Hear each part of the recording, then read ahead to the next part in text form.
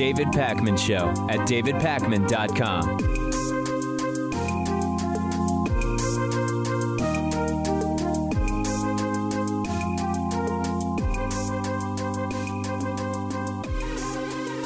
So I've been in touch over the last couple of weeks with some of our viewers in Hong Kong, and one in particular has been sending me videos that have been taken by others, some posted on social media from Hong Kong, some taken by the viewers' family themselves. And I have a video for you today that is utterly insane and a despicable sight to behold. And the video is of what appear to be police on motorcycles running over protesters at high speed. This is not, someone's toe caught under a motorcycle tire in a confusing moment accidentally or something like that. This is police, or what appear to be police, revving up and accelerating at high speed and hitting protesters. Of course, viewer discretion is advised, all of that stuff. I know this is very visual, so if you're merely listening to the podcast or on the radio today, you won't get the full scope, but indulge me for the 28 seconds that we're about to watch, and then I encourage you to find the video on our YouTube channel.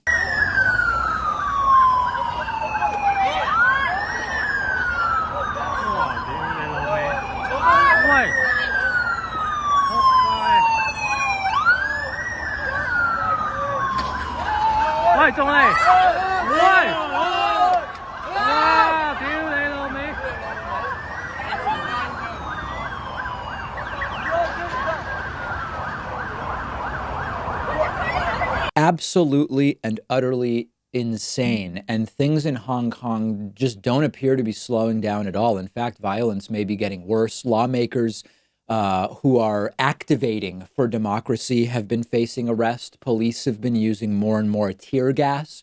Protesters are blocking main roads. Cars are being lit on fire. A man was actually set on fire a couple of days ago. We heard from a Hong Kong police senior superintendent who said, quote, "Over the past 2 days, our society has been pushed to the brink of a total breakdown." That can be interpreted in at least 2 or 3 different ways, depending on which side of the protests you find yourself on. Here's video of people being pepper sprayed or tear gassed at close range. This video is reminiscent of that. Remember that sick police officer? I think his name was Lieutenant Pike, John Pike, I believe, at UC Berkeley some years ago, just at point blank range.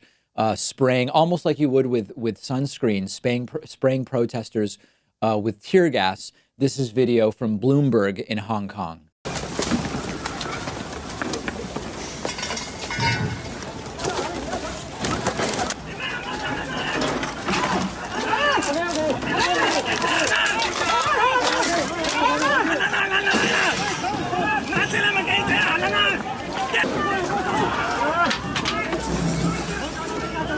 So right now, this is just horrible stuff.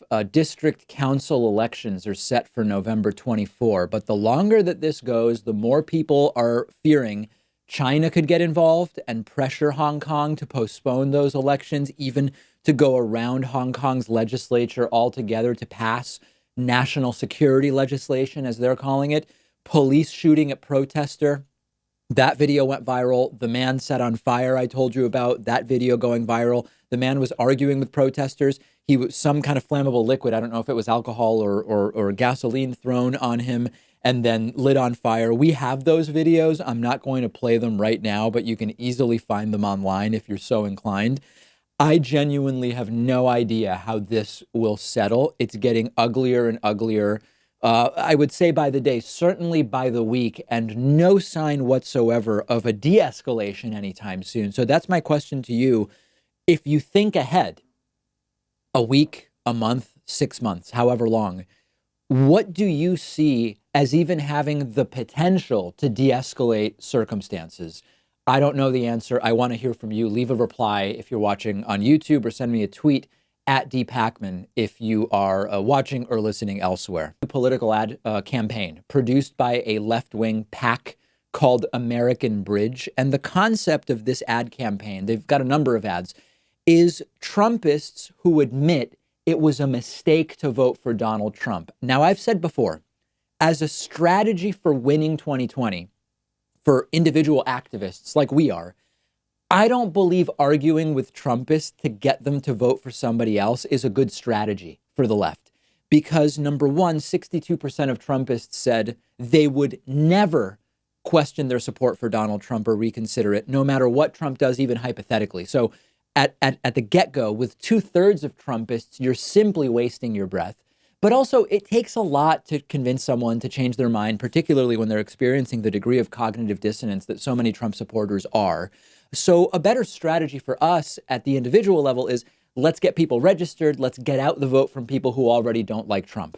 But to the extent that maybe disaffected Trumpists in the 38% who are not committed no matter what to Donald Trump, to the extent that they might have their minds changed, I actually think that this is a pretty clever ad campaign for a few reasons, which I'll tell you about in a moment. Let's check out one of these ads first. My name is Mark Graham, and I lived in Erie all my life. Basically, it's a blue-collar town. It started off large manufacturing base, a lot of water shipping, rum running back in the days. I voted for Donald Trump in 2016 because I thought he would make a change. Did he make a change? Not for the good. Donald Trump only plays favorites for people like himself, not Erie, Pennsylvania. The president's a bully because it's his way or no way. He doesn't understand life around here. He thinks he's the smartest person ever. I don't think people believe that. I don't believe Donald Trump is on the side of the American people. I think he's on his own side. If I could go back in time, I would tell myself to beware of the changes that President Trump has made. Voting for Donald Trump in 2020 would be like putting gasoline on a fire. AB PAC is responsible for the content of this ad. So, of course, the fact that ads like these exist is terrible in the sense that our system is broken. We need money out of politics. I hate PACs. I hate all of this ancillary spending. I mean, these are well-produced ads. This is not cheap. The airtime is not cheap. I've said it a million times. But to the extent that for the 2020 election, this is the game. This is the game of politics in the United States. This is actually pretty clever. There are a lot of Trumpists who won't vote for someone else because they don't want to admit to themselves that they made a mistake. They don't want to have to face others with the fact that they might abandon Donald Trump because they're worried about what the reaction might be. Ads like these with disaffected Trumpists who say publicly, I'm not voting Trump again, this can serve effectively like a sort of permission being granted to Trumpists to abandon Donald Trump, because as groupthink might call it, that is effectively what many of these Trumpists are waiting for. I am sort of questioning my vote, but unless I get permission from the group to go somewhere else in 2020 electorally, I'm not going to do it. And when the margin of victory for Trump ended up being about 78,000 votes in 3 key states, including Pennsylvania, where that voter featured in the ad is from, a few ads like these, well-produced and broadcast in those key states, could actually be the difference maker. This is a very interesting campaign, and it's also smart because it's focusing on rural working-class voters. That's a group that, in a sense, propelled Donald Trump to victory in 2016, and which at least stereotypically Democrats don't do as well with in many elections. This isn't so much going after Trump over specific issues. It's a general economic critique, but it's not going after Trump for something specific that he said. It's not related to a Ukraine or impeachment. And that has been a criticism. Some people wrote to me saying these ads are too vague. I actually think that that's good. This is a former Trumpist who hopefully is relatable when he says, I made a mistake. I'm not voting for Trump, and you don't have to vote for Trump either. Let's look at one other one. This is David Sabarowitz from Eau Claire, Wisconsin. My name is David Sabarovich, and they also call me Sobo. I live just south of Eau Claire, Wisconsin. I love the community. I love the scenery. The one thing I really like to do most is to go up to the snowmobile watercross national championship. They race snowmobiles across water. It is amazing. They just go fast enough where they don't sink, but sometimes they do, and that's fun. Today I work for a plumbing and heating company. In 2016, I backed Trump because he wasn't a politician, and that, to me, made him look kind of like me or a lot of other people that want things done in the country, but it seemed like now that he's in office, he's right in there with them being all crazy. He definitely thinks he's above the law. Maybe that's because he's a businessman. If I could go back 3 years, I would say just think it over a little bit harder. In 2016, I voted for President Trump, but not this time. AB PAC is responsible for the content of this ad. These are the types of ads that could really pull people who are unsure. The diehards, it won't matter. But you don't need to convince the diehards. It was just 75,000 in 3 states. Take the stigma out of changing your mind. Changing your mind can be portrayed in politics as flip-flopping negatively, or it can be doing the adult thing, owning your mistakes. When you have more information, you come to a different conclusion, and doing the right thing this time around is the way that I would frame it. And of course, you know, the diehard Trumpists will say the people featured in these ads are fake former Trumpists. They were never for Trump, all of that stuff. Doesn't matter, because 62% of the Trumpists are never going to reconsider their support of Donald Trump. This is meant to appeal to the 38% of Trumpists who are gettable. They're not in the I'm with them no matter what camp, and it could make a difference in 2020. I think that this is a good ad campaign. Let me know what you think. I will remind you, we are getting closer to Thanksgiving 2019. We are going to be on maybe Thanksgiving Day, maybe Black Friday. I'm not sure yet. We are going to be doing our last major membership drive promo of the year. If you want to sign up for a membership at an obscenely discounted rate, I mean, it's so low priced that I can't even say it because I don't even know why. I just can't. That's the story I'm telling you today. Anyway, if you want to be notified about just like the best membership deal of the year on either Thanksgiving Day or the day after, get on our newsletter at davidpakman.com. It takes a second to sign up. You will be notified on whichever day we decide to send it out, Thanksgiving, maybe the day after, of this obscene membership special. And I will gladly welcome your support at that hugely discounted rate. Get on our newsletter at davidpakman.com. Make sure to follow me on Twitter at dpakman. We will take a quick break and come back with much more right after this. The David Pakman Show at davidpakman.com.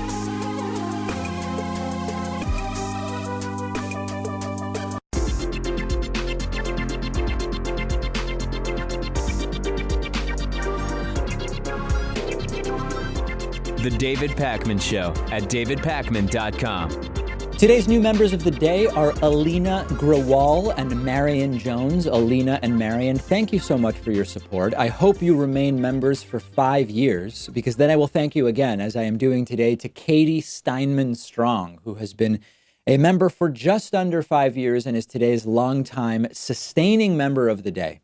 Let's get right into Hatriot Mail. No time to waste. Hatriot Mail, of course, when a professional voiceover artist does interpretive readings of the hate mail that I get. Quick reminder about Hatriot Mail. It's like a mandatory transvaginal ultrasound for your mind. Hatriot Mail. Written by patriots who hate David Pakman. Because America. And because freedom. And of course, the typical sorts of critiques we've heard before from Hatriot Mail this week. Let's take a listen. David Pakman, get a life. You're a loser. David Pakman and his loser followers pretend to be nuanced and individual thinkers. Trump is just the biggest leader ever, and the left Democrat losers are just poor losers. Geoengineering, including chemtrails, aka solar remediation, is the cause of climate change. David Pakman is a lying scumbag loser. You know, this actually, I wouldn't say it gets to me, but it does make me question once again, why do I need to lie on the program? I have no boss who might fire me if I say the truth. The only people who hold me accountable are the viewers. And there is no advantage to lying. There is just no incentive to do it. And of course, I can get things wrong and people can disagree with my conclusions. But this idea that I come on the program and deliberately lie, I don't even understand what there is potentially to gain from that. But yet it is a common trope of Hatriot Mail. Remember that you can use the coupon code Hatriot40 to sign up for membership on our website at a 40% discount. You save 40%. The Hatriots cry, and independent media is strengthened. It's the trifecta. That coupon code is spelled HATRIOT40. You can use it on any membership at joinpacman.com to save 40%, but you do get 100% of the member benefits. Check it out. What in the world does Donald Trump have on Senator Lindsey Graham? Because increasingly, there is almost no other explanation left for Lindsey's absolutely bizarre behavior.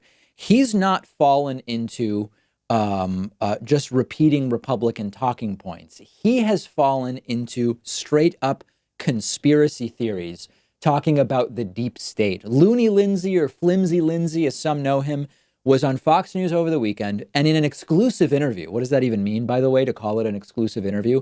Maybe that he's not willing to say stuff that's this crazy anywhere else. I don't know. In what is being described as an exclusive interview, said that he believes the Trump-Ukraine whistleblower is, quote, from the deep state. Now, what he even means by that is a second layer question, but the first layer is deep state. You're now a deep state conspiracy theorist. Let's check out the video. You might notice that interviewer Maria Bartiromo has adopted this strange speech pattern where she says the whistleblower. Sounds kind of like Dan Rather all of a sudden. I've been watching her for 20 years on TV. She never had that until now. It's very strange. She became a Trumpist and now she talks about the whistleblower. But in any case, that's not the substance of this video. Let's take a look at the substance of the video. If the whistleblower had a connection to a Democratic candidate, that would be pretty stunning. So the only way you can fairly deal with this issue is for us to find out who the whistleblower is. No American can be accused of a crime based on an anonymous allegation. The whistleblower is foundational to what they're doing into the House, and the fact that they don't want to call him tells you everything they know, everything you need to know about how valid this effort is to impeach the president. It is impossible to conduct an impeachment inquiry when the chief complaining witness is unknown to the president, not subject to cross-examination. Well, this is a really important point because for a long time, Adam Schiff said he wanted to speak to the whistleblower. Then we found out that his staff actually did meet with the whistleblower. So now he doesn't want to speak to the whistleblower in any of these hearings any longer. Well, because what's going to happen, when you find out who the whistleblower is, I'm confident you're going to find out it's somebody from the deep state. You're going to find out that they had interactions with the Schiff. So let's deal with the deep state part first. Deep state has replaced other conspiracies like the Bilderbergs or the Illuminati. The deep state conspiracy, as I can best explain it, it's some kind of hybrid multinational combination of people who are insiders in power, people from industry, political individuals, government, who are the sort of real puppeteers that are controlling and manipulating the world as we know it. And as usual, the thing about these theories is there's some element of truth to them in the sense that, listen, there are powerful people in society whose desires are much more likely to be taken seriously and made law or policy or whatever than others. And it's disproportionately the rich, it's disproportionately corporations, but they take that kernel of something and they use it to describe some very specific conspiratorial cabal for which there is not actually evidence. And the concept of the deep state, I think linguistically, it actually was first used in Turkey in the 90s, but it may even go back further than that. But that's what Lindsey is now fully in on the conspiracy theory side. Now, Lindsey is actually wrong on the facts of the whistleblower as well. If you have a perpetrator and you have a victim, it actually doesn't matter if the person first blowing the whistle is anonymous. I'll give you an example. If I call the police anonymously and report a burglary, and the police show up and they find a burglar running out of the house with a bunch of stuff, and they find a victim who says, this is my house and I used to have all these things in it and now those things are gone, the burglar can be charged. In this case, we have, since the whistleblower, multiple people corroborating the whistleblower's story. So blaming the whistleblower is like blaming the fire alarm for anonymously alerting the fire department to a fire. Once you show up and you confirm we've got a fire, we've got an arsonist, we've got a victim, we've got a damaged property, what does it matter that the fire alarm was this, that, or the other thing? You show up, we've got a murder, we have a weapon, we have a murderer, we have a dead person, we have a location. Unless the person who called 911 testifies, you don't have anything? Give me a break, Lindsey. Anyway, Lindsey's behavior, so bizarre that there is speculation that Donald Trump has something really bad on him, which explains why he's behaving this way. I don't know. I think he may just be bonkers. And of course, it's all a cover up for the simplest of explanations. Trump did it. The whistleblower complaint was correct. It's been corroborated. It's arguably impeachable. We have an impeachment inquiry with public hearings starting today with Bill Taylor and George Kent. That's the story. Anything else is a distraction or irrelevant or a deliberate red herring or straw man. And we increasingly are seeing the focus on the whistleblower because they can't defend the actions. They can't defend the case on the merits. So all they're doing is talking about the whistleblower up to and including literal deep state conspiracy theories from a longtime establishment Republican Senator, Lindsey Graham. Very, very disturbing that this is how far we have fallen. Make sure you follow the show on Instagram at David Pakman Show for more coverage of this. And while you're there, follow me on Instagram at david.pakman. The David Pakman Show at davidpakman.com.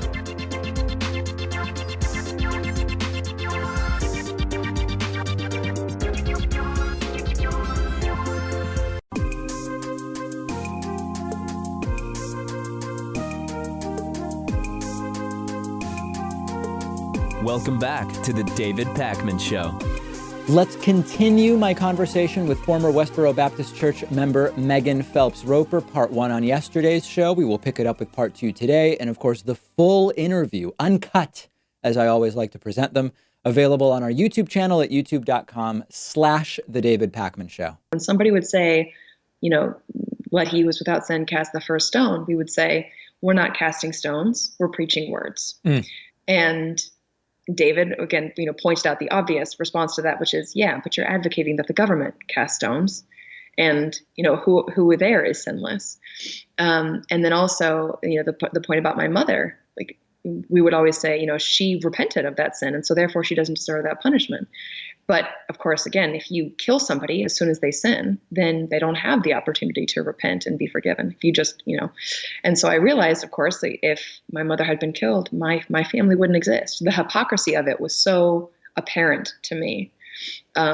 And so, yeah, it just was, I didn't know what to make of it. I decided to stop holding that sign. I went to my mother and a couple of the older people in the church and asked about this, and was just told that, I was getting wrapped around an axle. And the point is, they're not going to institute the death penalty. And I just if we were making this a litmus test, why is that? Why isn't the fact that they're not doing it, like actually, doing what Jesus said, not having, trying to kill people for their sins, giving them the opportunity to repent and be forgiven. So that, for me, that was the first time I realized that we could be wrong. I believed before that all my life there had always been an answer, something from the Bible that would explain our position. And so, yeah, this was mind-blowing for me.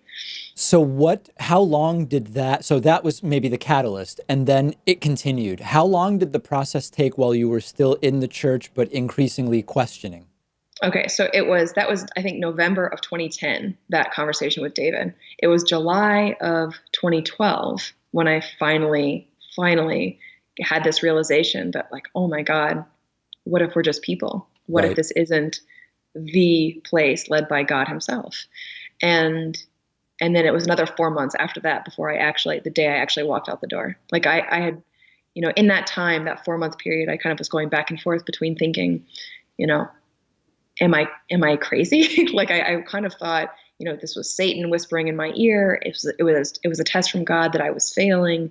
But then also, understanding, like, going through all of these questions and doubts in my mind and realizing, like, no, this is absolutely wrong. This cannot be right.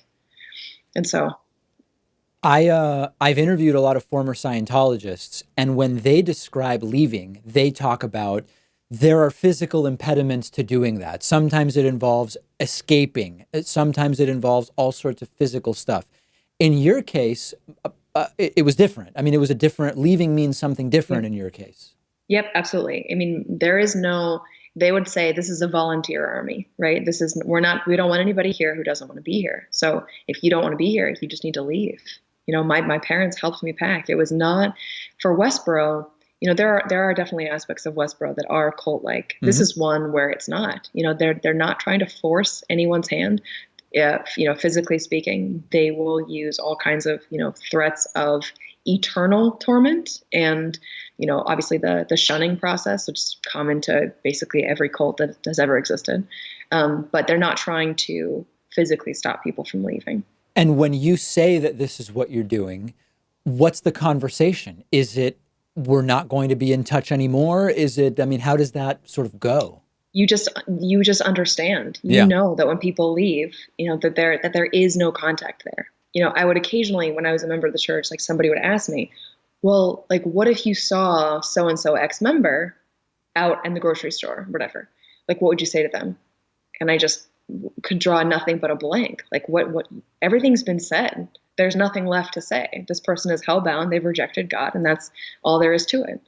There is never any sense at Westboro that there's no legitimate reason to leave ever.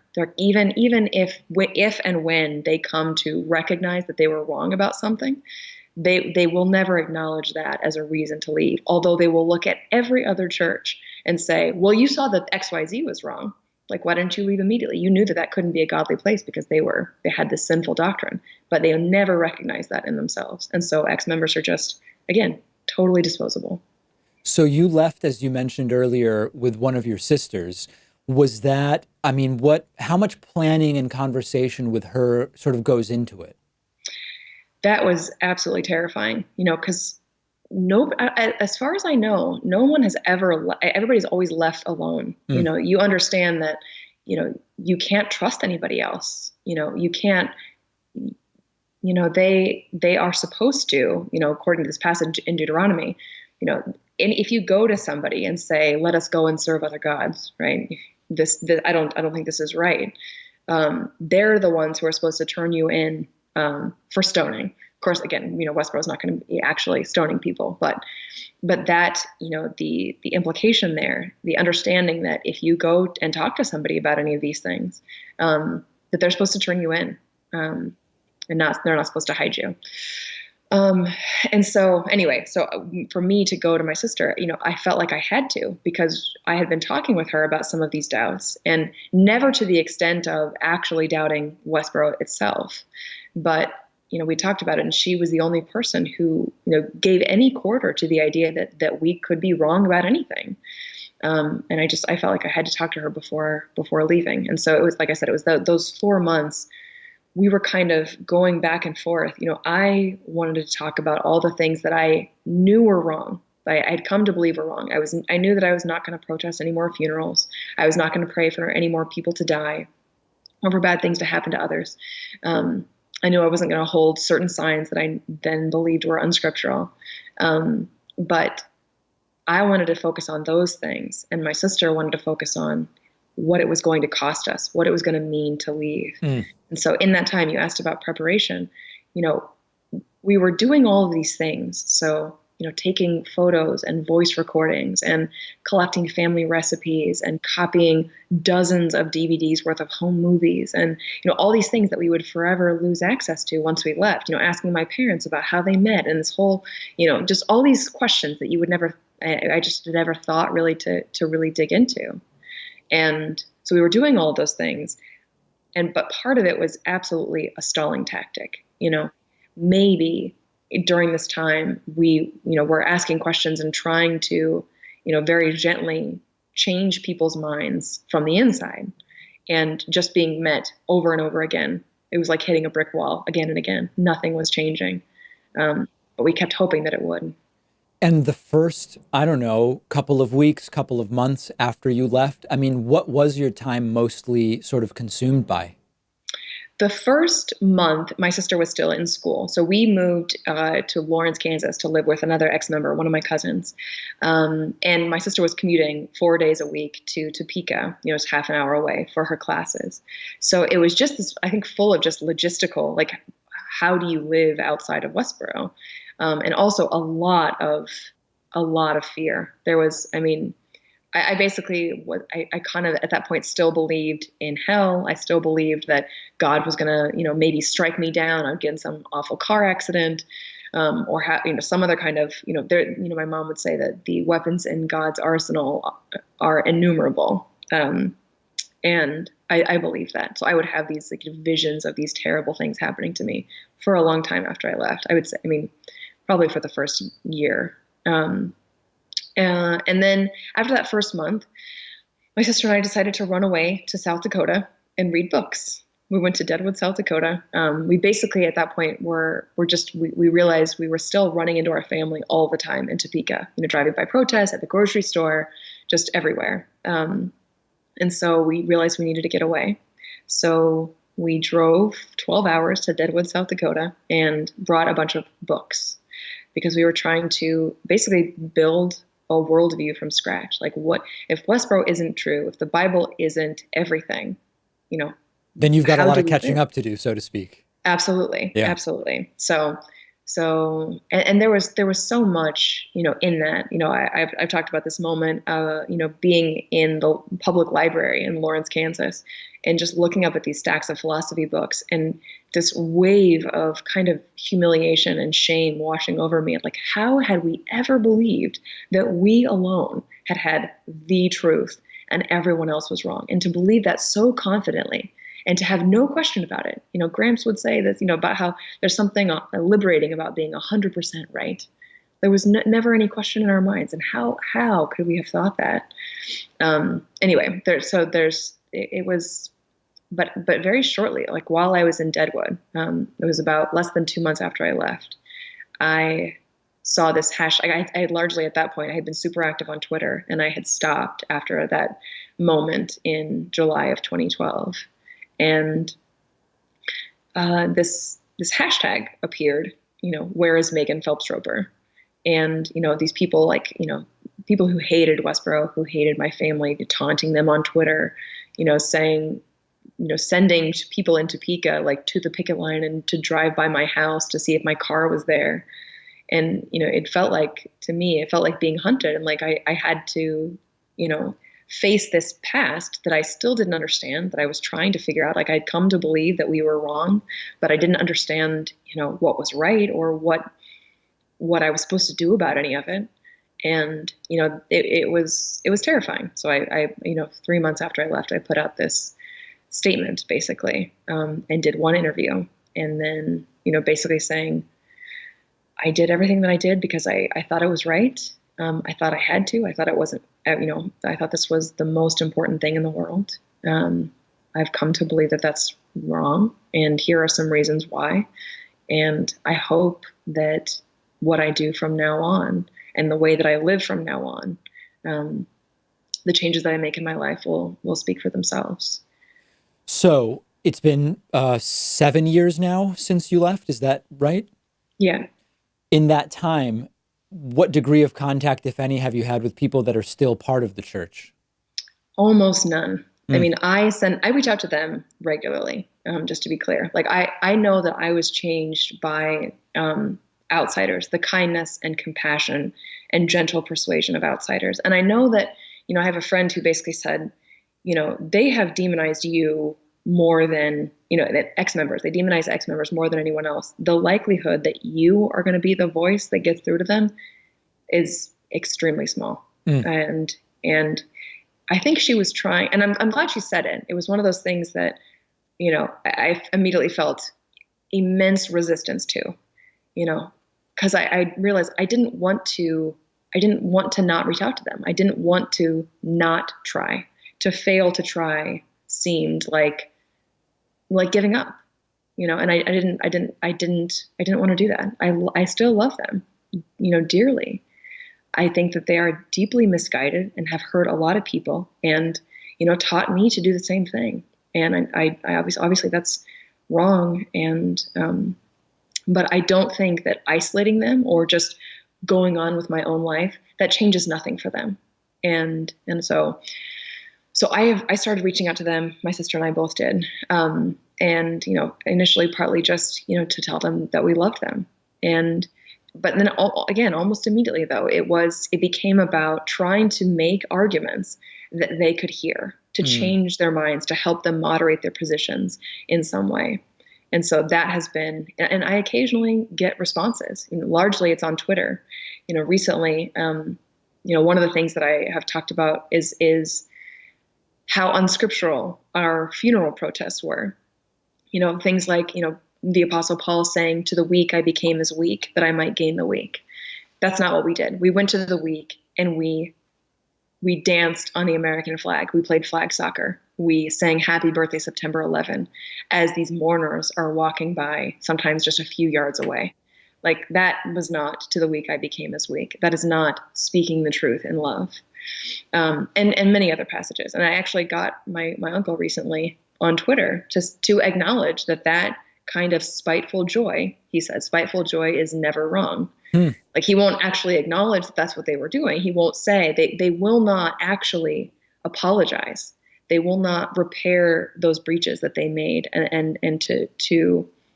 but I again, that's another thing that I hope to convince them to do eventually. So, I mean, as far as of course, you've said that the specific beliefs that were being espoused through the protests, right, you don't believe, you've distanced yourself from. What are your religious views now? Like, do you still consider yourself a Protestant Christian to some degree?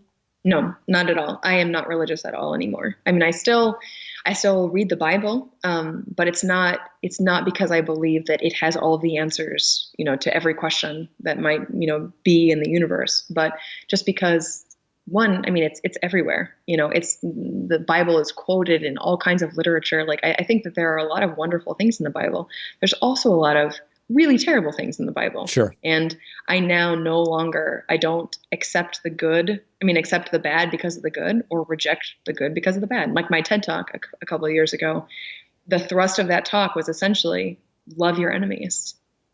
That's obviously from Jesus. As far as, I mean, I'm curious about your perception. I've stopped interviewing the people from the church several years ago. People have asked me why. And I said, well, listen, everything is a balance of, if it's a bad idea, is it prominent enough that it's worth fighting? And otherwise, we may just be better off not paying attention to it. My perception is that the amount of attention that the church gets, that its prominence has been significantly diminished since the time that you left. And so I've made the call that I don't think there's really much to gain by doing the interviews. But is your sense that my perception is correct, that the church is significantly diminished from where it was a decade ago? Absolutely. Yeah, no, I don't think there's any question about that. I think part of it is a result of the fact that they have moderated in some ways. It's also partly because, a lot of their news signs are things like, racism is a sin, or be reconciled to God. So any sign that, any hand that's holding those signs is not holding, God hates fags or something. Right. It's not that those signs are all gone, but a lot of them are. Like, I mean, that's one of the things I mentioned, the pray for more dead soldiers, pray for more dead kids. Those signs aren't out there anymore either. So a lot of the things that they were doing that got them so much attention, they're either not doing or but also I feel like there's, somebody else pointed out, there's just so much hatred in the world right now. The polarization and the, inability to converse across ideological lines, like, has just massively increased the amount of hatred. And so the novelty that's of actually Westboro depressing. It's depressing in the sense that there's been so much coarsening of the political discourse that, I mean, of course, the messages are still absolutely horrible from the Westboro Baptist Church to the extent that they're the same messages from before. But the fact that it's less unique as completely coarsened political discourse is, in a sense, extremely disturbing. It is. It really is. And that's, I saw somebody call it the Westboroization of politics. And I think that's true. So, Westboro itself has actually kind of gotten lost in the middle of that. Again, it's really sad. I think, I've been doing, whatever I can to encourage people to not give in to those impulses, to try to shame people. And shame is a really powerful tool. I want to be clear. Like, I understand shame is a powerful tool, and that it does work in certain situations, right? So I've been talking lately about, I was talking to an anthropologist last year who defined shame as the feeling we get when we have violated the norms of our community. And, that's the key, that last part, the norms of our community. When we have the tribalism in this country right now, we are so divided that we see the shaming of people on the other side. Like, we take that as a badge of honor, just like we did at Westboro. It was something that, it was proof of our righteousness. If these evil people think that we're wrong, and like that's something that shows that we're right. And so it wasn't shame that changed me. It was, again, the compassion and empathy of people who took the time to try to understand where I was coming from, who made me feel heard, and who were able to, find these internal inconsistencies and, build rapport over time. Yeah, my audience will probably be almost sick of me saying this at this point, but whenever I talk to someone that left any kind of hate group or extremist group, sometimes they're cults, sometimes they're not, the number one thing that they cite as what could have, number one, prevented them from getting sucked in the first place for people who were recruited, not for people who were born into something, or what was most responsible for getting them out was people outside of their ideology being empathetic. And it might come with facts in some cases, but what's clear is that just beating people over the head with the facts alone seems very ineffective at changing minds. Yeah, no, absolutely. And that was one of the things, we haven't talked about this yet, but I think I did mention this to you once. Your show is actually inadvertently responsible or indirectly responsible for my marriage. Yeah, I wanted to go to that next, and it's good that we emailed about this a couple years ago, and fortunately I don't remember the details, so they'll be sort of new to me as you tell them now. What is that connection? So when you had my mom on the show I think it was February of 2011. Right. I'm sure it was February 2011, and anonymous Jake Davis, who was then known as Topiary, you had him on, and they took over Westboro's website, and that became, it was a huge, I don't know how much, I can't remember exactly how many views you got on that video, but I think it's got to be 6 or 7 million at this point. Yeah, it was insane. And it happened so fast. And so that became this international news story, and it ended up in the RSS feed of this man in eastern South Dakota who sent me a message on Twitter that was initially, again, kind of, he said nasty or crude. I responded, flippantly, kind of the way I always did it. And that started a conversation. Like he was impressed with my grammar and some of the things that I ended up super nerdy. But yeah, and so he was anonymous for the first 7 months we were talking. This is all part of the book, but we started playing Words with Friends. He was asking all these questions about the church. He's a lawyer, like my family. So he had, it was right around the time we won that U.S. Supreme Court case, Snyder v. Phelps. And so, just started these conversations. And he was one of those voices.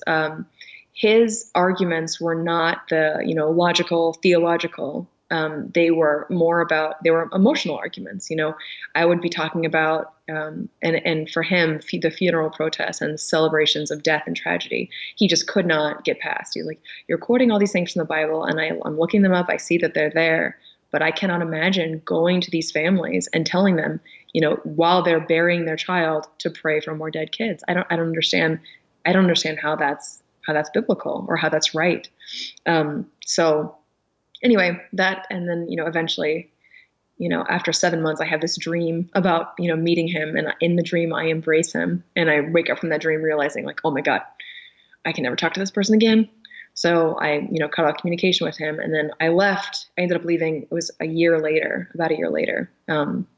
Anyways, when I met him, and he was just as great in person. And now we have a daughter. She just turned 1. Sylvie Lynn. Yeah, that is compressing an incredible story into the last, and we met and we're together, and now we have a daughter. That's an incredible story. Well, to the extent that I played a positive role in it, that's a good thing. What else accidentally, I guess we would say.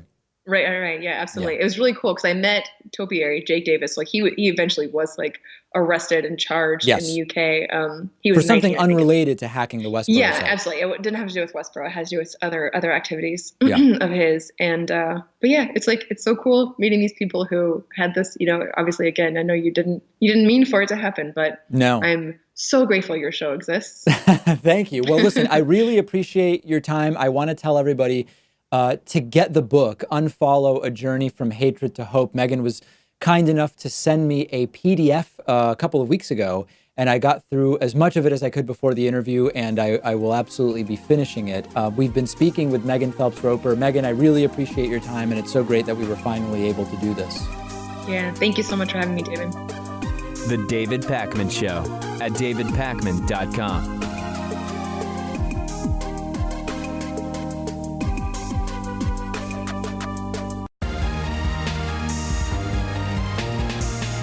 The David Pakman Show at davidpakman.com. Despite the primetime opinion programming on Fox News continuing to be 99.9% aggressively in favor of the president, there are more and more sort of little cracks in the narrative at Fox News. And I have another one for you today. This is from Fox News legal analyst Andrew Napolitano, who's a former judge. Napolitano suggested something that we've all actually been saying for a long time who are on the side of logic, reason, and just observing what is out there in the world, which is that Donald Trump may be unfit to serve as president. This is aside from his policy views. This is aside from the corruption and the bribery and everything else. This is not something you typically hear on Fox News, which makes it more important. It makes it more notable that that is the venue in which it is being said. So we'll take a look at it. This is from Judge Andrew Napolitano's program, Liberty File on Fox Nation. I mean, it's all terrible, right? These can't be the people we are looking to for solutions in society. But when they point out the obvious, it actually does say a little something. Let's take a look at what he had to say. In nearly 3 years in office, President Donald Trump has spent federal dollars not authorized by Congress, separated families and incarcerated children at the Texas-Mexico border in defiance of a federal court order, pulled 1,000 American troops out of Syria, ignoring a commitment to allies and facilitating war against civilians there, and sent 2,000 American troops to Saudi Arabia without a congressional authorization or declaration of war. He has also criminally obstructed a Department of Justice investigation of himself, but escaped prosecution because of the intercession of an attorney general more loyal to him than to the Constitution. The Constitution. At the outset of his presidency, Trump took the presidential oath of office, promising that he would faithfully execute his obligation to preserve, protect, and defend the Constitution. So here, Judge Andrew Napolitano is laying out some of the actions of Donald Trump that are problematic. But then later in his monologue, he gets to the bigger picture of Donald Trump's fitness for office. And he's pointing out, initially he points out all the ways in which Donald Trump is flouting the Constitution. He's ignoring the rule of law. But then Judge Andrew Napolitano gets to this bigger picture issue of Trump's fitness. President Trump has become known for forceful and often tasteless banter. He publicly calls people crude names, uses foul language, and sends dog whistles of lawless behavior to many of his supporters. All of that is a question of free speech, personal taste, and political risk. But threats to ignore parts of the Constitution are not matters of speech, taste, or risk. They reveal character traits that question the president's fitness for office. Now, he's not saying that it's because of possible cognitive decline or early dementia. He's not saying it's because of possible amphetamine abuse, which we've been talking about. But he is at least talking about fitness, which, again, you don't hear this on Fox News in typical circumstances. Now, as a result of that, Andrew Napolitano may well end up like Shep Smith, meaning no longer working at Fox News.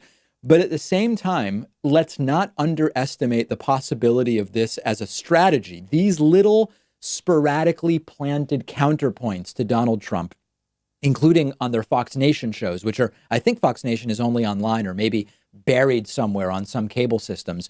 These little counterpoints to Trump could be a setup to pivot away from Trump as more and more supporters jump ship. If that happens, we're just in unprecedented territory. We have no idea ultimately what might happen. The circumstances today couldn't be more different in Donald Trump's fight for re-election than they were, for example, when George W. Bush was trying to get reelected in 2004. Back in 2004, there was no impeachment inquiry against George W. Bush.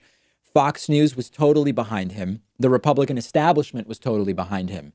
In 2019 into 2020, Donald Trump is facing an impeachment inquiry. There are more Republicans than we typically see in a Republican administration who are disgusted with what Trump is doing. You are seeing cracks in the armor of the right-wing establishment media narrative. So it is unprecedented territory. Andrew Napolitano could simply be ignored because Fox figures nobody's really watching this guy on Fox Nation. He could be there specifically to do these things, to give Fox cover, to say we have ideological balance, or he could be there to lay the groundwork in case Fox decides they go a different direction when it comes to their support of Trump in 2020, although I don't find it particularly likely. Conservative pundit Ann Coulter has occasionally been critical of Donald Trump, and she is now calling for Trump to go. What pushed her over the edge? Trump saying that some of the kids who were brought to the United States by their undocumented immigrant parents are no angels, except what she's mad about is not that Trump is going after innocent kids. It's that Trump is saying that they might be allowed to stay if he gets his way. This is actually interesting because when you look at the tweet that she quoted and sent out, it's not obvious whether she's angry that Trump is attacking kids or angry that Trump is going to allow the kids to stay. But when you look at it and you understand Ann Coulter, it makes more sense. Donald Trump tweeted yesterday, quote, "Many of the people in DACA, no longer very young, are far from angels. Some are very tough, hardened criminals. President Obama said he had no legal right to sign order, but would anyway. If Supreme Court remedies would overturn, a deal will be made with Dems for them to stay." So most people saw that tweet and they were disgusted that Donald Trump was going after children who are in the U.S. through no fault of their own by calling them no angels and tough, hardened criminals. Ann Coulter quoting Donald Trump's tweet and adding, quote, "Okay, that does it. I give up. They can stay. You must go," might suggest to you that she's angry that Trump is calling these kids criminals and that they're no angels. That's not the right interpretation. Ann Coulter is apparently upset that Trump is saying DACA recipients will be allowed to stay in the United States. She's been tweeting anti-DACA amnesty messages. She wants Trump to be more aggressive on this issue of immigration, stunningly, as if Trump hasn't done enough damage already. So this is an example of a disaffected right-winger, but it's kind of the opposite of many. Lots of Republicans are disgusted with Trump going too far in many cases against the Constitution, against the rule of law. Coulter's the opposite. She's upset Trump isn't hardline enough on immigration, but still, any prominent disaffected right-winger with Trump, who publicly says so, is a little crack in the armor. I used that term earlier in the show and I'm using it again. We don't know what might make any right-winger opt to stay home in November of 2020 or vote for someone else. And as crazy as it sounds to us to follow Ann Coulter's lead on anything, some people actually respect her. I know it's shocking. And they might decide based on what she says not to vote for Donald Trump. So we'll take all of it. And meanwhile, we will push our strategy of get out the vote and everything else that we've been discussing and see where it gets us in November of 2020. Here's a really weird voicemail. Our voicemail number, of course, 219-2-DAVID-P. Take a listen to this strange voicemail about my relationships with older men. I don't know what this is about. Hey, David. You have been very open about your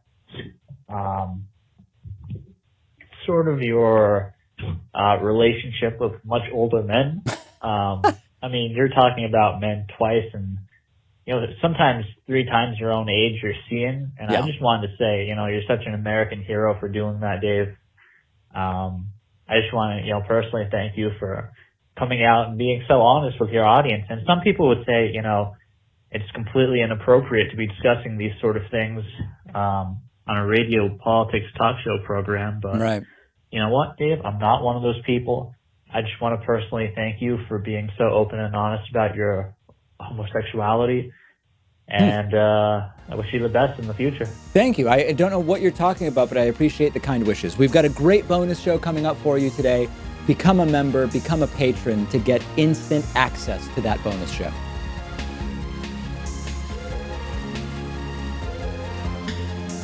The David Pakman Show at davidpakman.com.